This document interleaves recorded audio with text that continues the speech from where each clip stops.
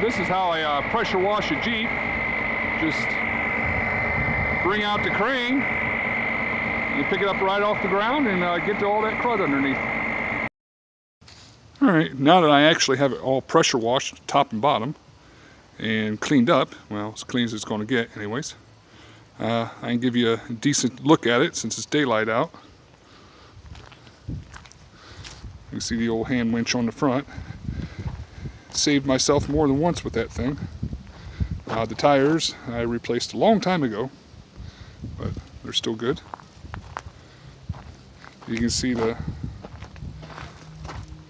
patch on the side, top of the steps patched. There's a hole.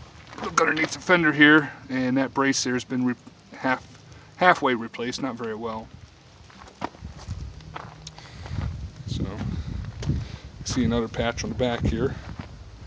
What's left of a tail light, I don't even know if it's the right tail light. That there's broke. This whole section down here, all that needs replaced. This here is all buggered up. That hinge there, you can see, is nice and rotted out. That corner's been repaired. The bed floor's been replaced with just a flat piece of steel. And then someone made these caps for the top of it. All this body work was done prior to 1985 or 1986 or so.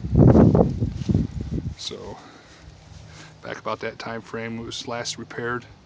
There's another patch, that one there. We can go inside and take a look. See, that's about 2 or 3 layers of metal down in there, hold up. Go over here, it's the same story on that side. I can flip the seat up. There's the toolbox lid, but underneath, all that's been replaced too at one point. Just pop riveted together as with everything on this. You can see the floor's in bad shape there. The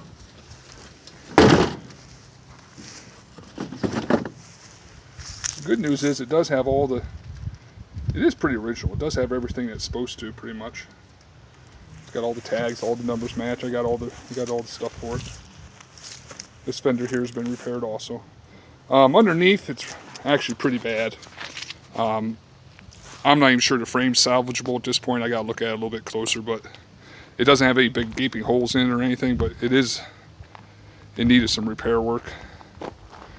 So we can take a look underneath the hood. Not that there's much to see because it's not the original engine right now. You see it does have a tub mounted horn. There again is the F head engine. That radiator has been rebuilt. Give me an idea how long ago it was I rebuilt it. It would cost me $150 to have it record. And it's still in really nice shape, so. But there's the tags for that. There's my lawnmower battery, which starts it right up. Here we have the original engine for the Jeep. It's missing the timing gears off the front, which I have. I just had to swap the plate out for the other engine. Distributors on the other engine. This one's smoking, low on oil pressure. Obviously looks like I stole the fuel pump also. That is the correct carburetor for it, I believe. Not sure, but anyways. It's not the correct intake here. This intake, the bolts are sideways instead of in line. So if you look, this here is an adapter I built so I can put my carburetor on there. I do have the right intake now. That intake and this head go together. So you can see it says supersonic, which I wouldn't say it's that, but it's just a different engine Willys made for their cars. So that's where those parts came from. So anyways, that's that engine.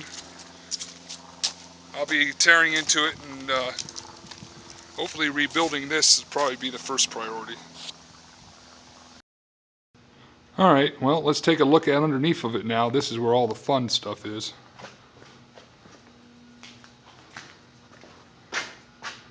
You see I got some patchwork done on my frame horns there. Something was welded there at one time. Go around the other side of this one here. I don't know if this piece here is original or not.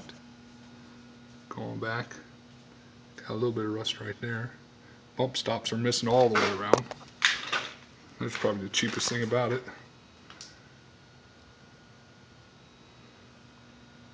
This is the other frame horn. And there's another piece. I think that, yeah, I don't think that's factory either.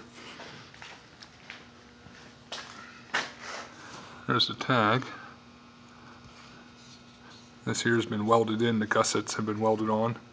Needs all redone. Got some more crappy welds up here. Maybe somebody had a plow frame on it one time. I got the infamous bell crank issue here.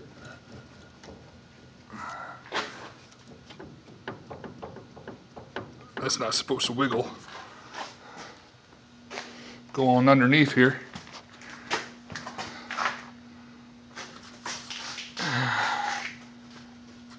That's not the original hat channel. Somebody else added that in. You can see layers and layers of floor up in here. That's not the original hat channel either. Skid plate needs rebent and needs that patched. It's been bent up. But the worst part is right here. There, I got a big old hole in the bottom of the frame next to the spring mount. So that's no good. You got the remains of the original muffler still hanging in here. This side actually looks okay. I'm not sure about the strapping on the frame. It doesn't look the best in some spots. This rear piece is broken right there. Now this whole bumper's been replaced. It's not the original bumper.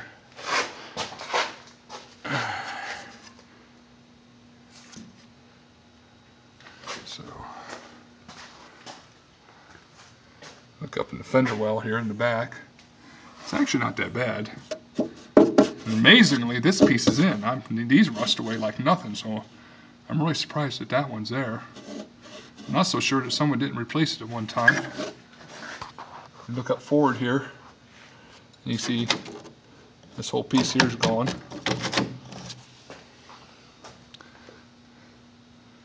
There ain't much left down here either.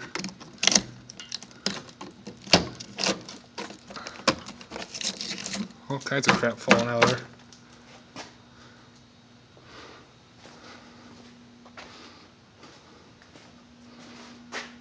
There's the other fender well.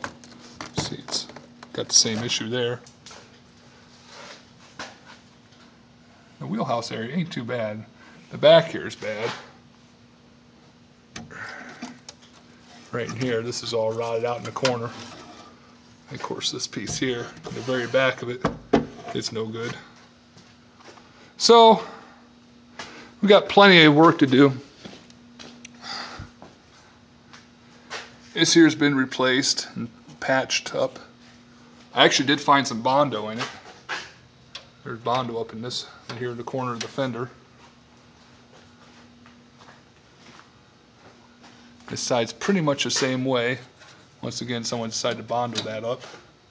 And this brace here has been replaced with a non-original one and patched on the inside.